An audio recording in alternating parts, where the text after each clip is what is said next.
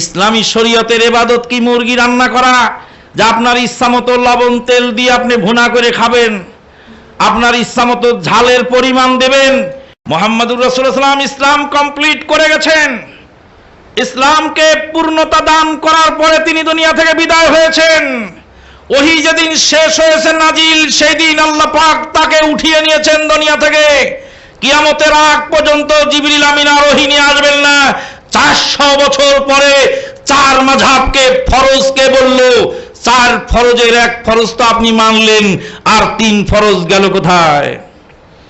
একজন লোক ট্রেনের মধ্যে বই বিক্রি করে, ভাইজান আমার এই বইয়ের মধ্যে পাবেন দরুদে মাপ, দরুদে মাহি, দরুদে লাখি, দরুদে হাজারি, দরুদে নারিয়া, দরুদে নরিয়া, দরুদে তুনাজ্জিনা, নাদে আলী, সেহেল কাব, আরো পাবেন 9 টন, আরো পাবেন 130 ফরজ। 10 টাকার বইয়ের মধ্যে দুনিয়ার সব কিছুই আছে।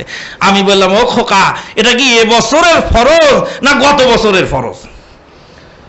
হ্যাঁ, বছরে বছরে ফরজ আবার কম বেশ হয় নাকি? কেন রে বাবা, গতবার যে 30টা রোজা গেল, এবার যে 29টা গেল, তো একটা কম বেশ হয় নাই? আরে গত বছরে 30 রোজা ফরজ ছিল, এবার 29 রোজা ফরজ।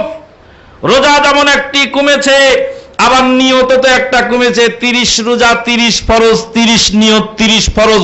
ও তো তুই 30 দিয়ে গুনে তো 130টা বানাস, তো ওখানে তো একটা রোজা যেমন কমলো, একটা নিয়ত কমলো, দুইটা তো একসাথেই কমলো। ওই জন্যই তো বললাম যে এ বছরের ফরজ না গত বছরের ফরজ। তারপরে আছে 4 মাযহাব 4 ফরজ, 4 কুরসি 4 ফরজ। 4 মাযহাব 4 ফরজ, তুমি কয় মাযহাব মানো? বলে আমি 1 মাযহাব মানি।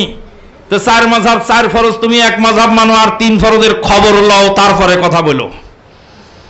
বলছে 4 মাযহাব 4 ফরজ একটা মানলেই চলে, আর 3টা বিশ্বাস করলেই চলে।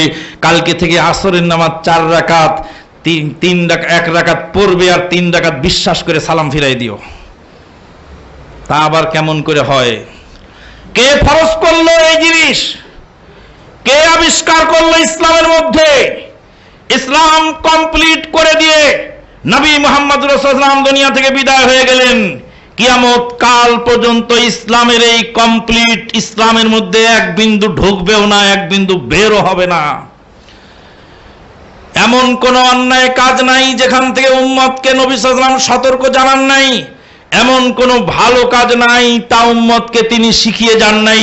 নবী মুহাম্মদুর রাসূলুল্লাহ সাল্লাল্লাহু আলাইহি সাল্লামের তিরোধানের পরে যদি আমি আপনি কোন কাজকে ভালো বলি, তাহলে বুঝতে হবে মুহাম্মদুর রাসূলুল্লাহ সাল্লাল্লাহু আলাইহি সাল্লামের চেয়ে আমরা বেশি বুদ্ধিমান এবং বেশি পরহেজগার।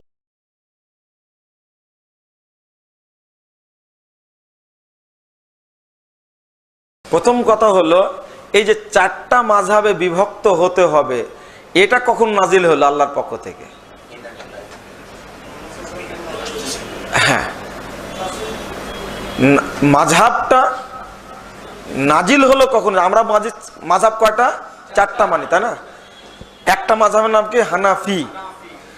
নিঃসন্দেহে আবু হানিফা রাহিমাহুল্লাহর জন্মের পূর্বে এই মাযহাব হয়নি। কথা বুঝেন? নিঃসন্দেহে যেটা হানাফি মাযহাব, আবু হানিফা রাহিমাহুল্লাহর জন্মের পূর্বেটা হয়নি নিঃসন্দেহে। 1 হাম্বলি মাযহাব, নিঃসন্দেহে ইমাম আহমদ বিন হাম্বল জন্মের পূর্বেটা হয়নি। তার জন্ম তারিখ দেখি, ইমাম আবু হানিফার জন্ম 80 হিজরিতে, আর আল্লাহর নবী মারা গেছেন 10ম হিজরিতে। মাঝখানে তফাত কত বছর? 70 বছর তফাত। ওহী বন্ধ হয়েছে 10ম হিজরিতে। তাহলে আবু হানিফার মাযহাব ফরজ, এটা কোথায় থেকে আসলো? ইমাম আবু হানিফা মারা গেছেন 150 হিজরিতে। ইমাম শাফির জন্ম 150-এ, মৃত্যু হলো 204-এ। ইমাম মালিক রাহিমাহুল্লাহ জন্ম 93 হিজরিতে, মৃত্যু 179 হিজরিতে।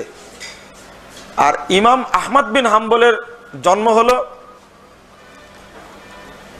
164 হিজরিতে, মৃত্যু 241 হিজরিতে। আপনি চিন্তা করুন, তাহলে প্রথম ইমাম, প্রসিদ্ধ 4 ইমামের আবু হানিফার জন্ম 80 হিজরিতে। তাহলে ওহী নাজিল তো বন্ধ হয়ে গেছে। আল্লাহর নবীর মৃত্যুর পরে জিবরিল কি এসেছেন পৃথিবীতে? ওহী আসেননি। তাহলে মাযহাব ফরজ, এটা করলো কে? 1 দ্বিতীয় বিষয় হলো যে আবু হানিফাকে মানতে হবে, ইমাম শাফিকে মানতে হবে, ইমাম আহমদ হাম্বলকে মানতে হবে, ইমাম মালিককে মানতে হবে, এরও কি কোনো ভবিষ্যৎবাণী আছে? নাই তো, নাই। তাহলে এই মাযহাব জিনিসটাই ভিত্তিহীন। মাযহাব মানতে হবে একটা, যেটা দিয়ে গেছেন মুহাম্মদুর রাসূলুল্লাহ সাল্লাল্লাহু আলাইহি সাল্লাম। এটা মানলেই তো হয়ে যায়।